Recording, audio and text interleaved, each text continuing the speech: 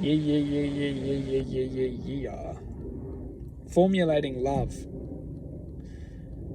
Love, as we can refer to as truth, is examination. Examination in its most simple, sweet form is honoring. As when we're examining, we are honoring. And within honoring, we can really start to look at a few interesting aspects of honoring. Because when we honor, we can honor in many different ways. We can honor someone for the weakness. We can honor someone for the strength. We can honor someone for their uniqueness, just as much as we can honor someone from their detachment to their true self. We can honor in many different ways.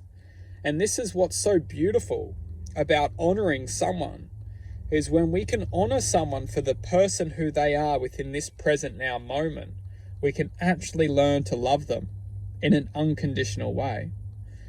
Because when we can honor someone for the expression who they are within this present now moment, we understand and we accept attributes to this person which do not serve us.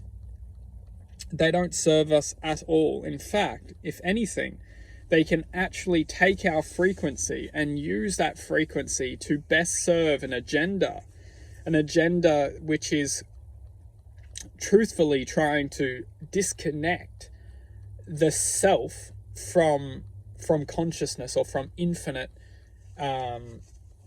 awareness. And that frequency or that agenda is what it does, is that when we look at someone for the truth which they are, which may be somebody who doesn't serve us, somebody who isn't helping us, somebody who isn't loving us, someone who isn't accepting us, when we look at them for the truth they are, but we don't honor them, it's like an axe. We want to axe them out of our lives. But this isn't loving them, because truthfully speaking, this person is only being affected or infected by a channel, a frequency. The frequency or channel which they're attuning to is only broadcasting an existence, which is then ultimately coming in contact with our existence, which is then ultimately making us wanting to axe them out of our lives. But when we want to love someone, what we must understand is that the frequency which they are receiving is only by their choice. And this is what's absolutely fascinating, is that eventually this person has the opportunity to understand what this frequency is doing to them. And it's this unconditional love which we get to choose to accept, most importantly, accept them, honor them for who they are, even if they're causing destruction to our lives. As long as we can honor them and accept them for who they are, we can learn to love this person unconditionally. And what's magical is when we can learn to love someone unconditionally, we can actually learn to stop being hurt by them, because we can say very simply, I love you, I accept you, and I honor you, but you're not good for me.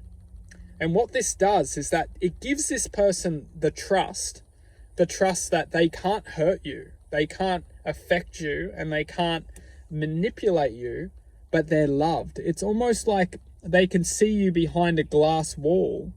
They know you're there. They know that you care about them, but they're almost happy now that they can't hurt you, because they may not necessarily have control of they do have control of their lives. They're actually choosing to experience this frequency. And it's by loving them when they're experiencing this frequency, if they do choose to let go of this frequency and they choose to come back into the innocence of themselves and gain control of that innocence, it's the respect is remarkable when it comes to comprehending that knowledge was always there. You know, the acknowledgement of who they are and what they're experiencing, and why we're choosing to accept them. That level of awareness is remarkable for this level of consciousness, because the level of consciousness is of at least what we're experiencing is very limited. We can't see things from angles of truth. We have to really trust in our instincts to see from such quantum levels of sound. And ultimately, because we may not be looking at someone within a sound level, we're looking from three-dimensional level. So when we can start to especially learn the power of love, it's remarkable. Absolutely remarkable.